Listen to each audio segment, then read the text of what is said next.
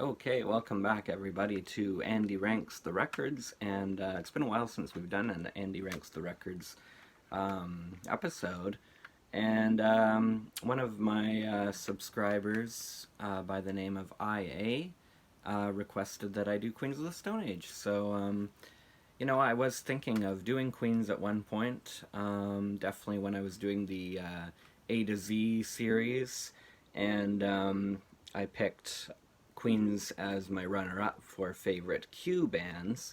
But here we are months and months later. There's so many bands I want to do these ranked videos from. Bands where I own a lot of their stuff, and a couple where I might only own bits and pieces of the discography. But it's definitely more interesting if you have more physical media to show. So we're gonna do the 7 studio albums of the Josh Homme fronted band Queens of the Stone Age, described as post-grunge and desert rock and alternative rock and all these different things. So number 7 is going to be Lullabies to Paralyze, and if you asked me a decade ago, this probably would be in the top 3, definitely top 5. When it came out, it was my favorite Queens record.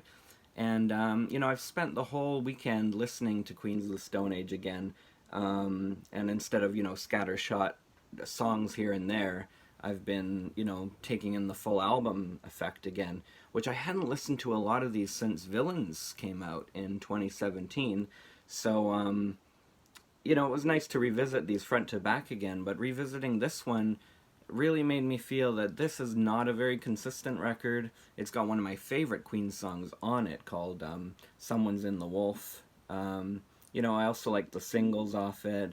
Medication is pretty cool. I like that one. Skin on Skin. Everything after Skin on Skin, though, not as into. That's going to be number 7.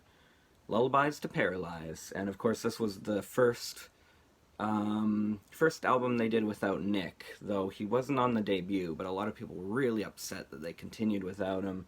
And, Josh and him, they had a creative thing going there, and, he got kicked out, unfortunately. Number 6 is going to be Era Vulgaris, which, when it came out, it was definitely my least favorite. Seeing them on this tour, though, it was an incredible tour.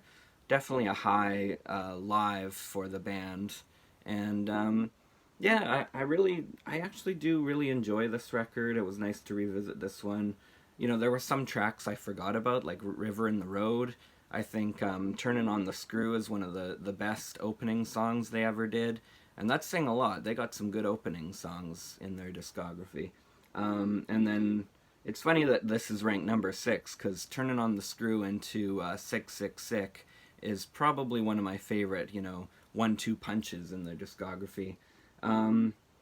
It's got lots of good ones, 3s and 7s, River in the Road, which I mentioned. I don't think Into the Hollow, Misfit Love, Running Joke, I don't think those are quite up to snuff, but they're still good songs.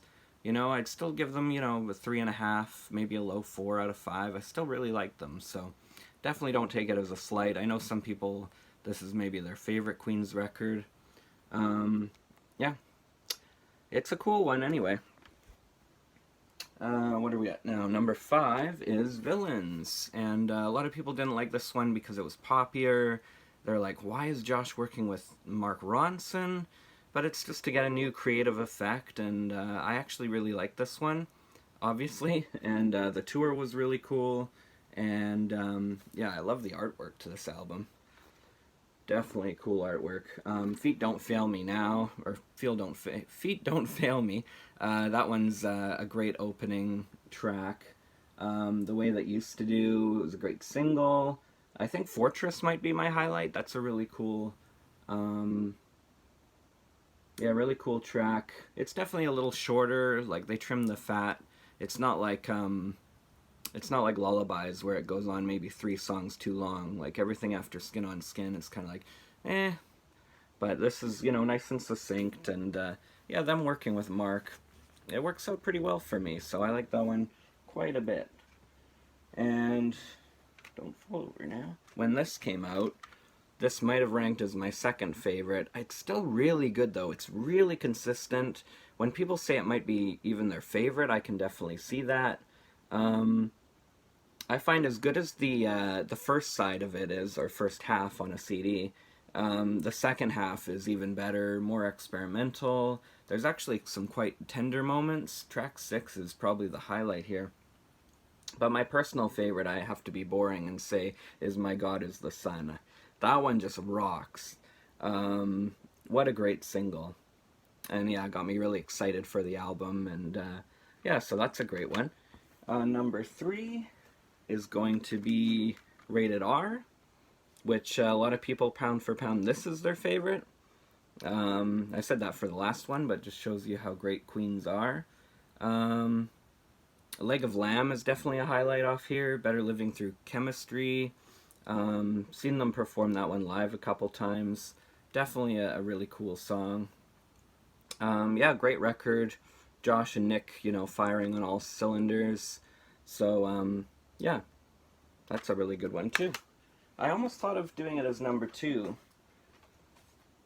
Number 2 is going to be, and I don't know how YouTube is with nudity, so gotta censor that, is going to be this bootleg copy of the self-titled debut, the eponymous one.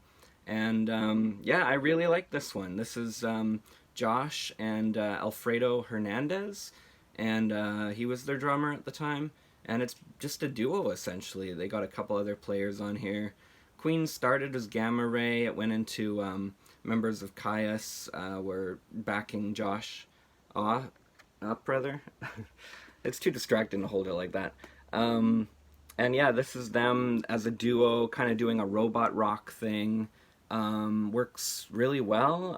I don't think it's maybe their most consistent record, well, other than the one I'm about to choose, but it might not have the high highs of Rated R, but I think that its lowest tracks, it doesn't even have any lows. Like, all 10 tracks I'm just happy to listen to.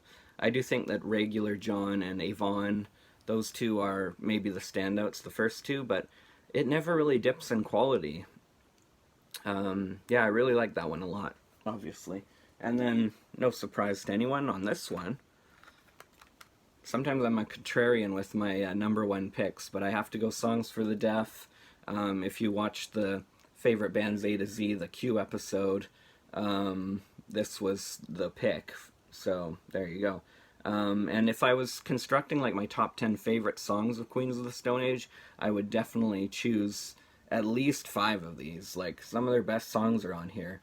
Millionaire, the opener, No One Knows, maybe still their biggest song ever. First It Giveth, maybe my favorite Queen song right there. Song for the Dead, oh my god. The Sky Has Fallen, like those 5 alone, wow. Hanging Tree, which Mark Lanigan sings. Go With the Flow, Gonna Leave You, God Is on the Radio. I said Songs for the Dead, but Songs for the Deaf as well. Wow, yeah.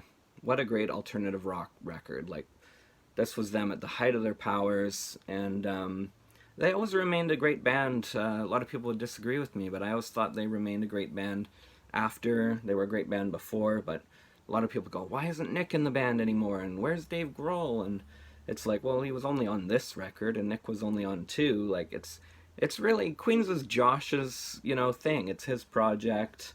It's birthed out of Desert Sessions, you know, it makes sense, but I can't really go against the grain. I do think this is their best one. What an amazing album. I love the concept of, you know, the radio stations going in and out, and you're supposed to pretend like each song is a different, you know, radio signal or a different station. And, you know, the other singers help with that, not having Josh sing everything. As is true on a couple of these other records, but having, you know, Nick sing a couple and Mark, yeah, it works really well. It's, when did this come out? 02, was it? It was definitely one of the best albums of that year, and made a lot of people a fan of Queens, so there you go. Love it. So definitely feel free to tell me your favorite Queens of the Stone Age records, or order your favorites. Big thanks to IA for the suggestion, and we'll catch you in another video. Thank you so much for watching, and take care of yourselves, everybody. Peace out.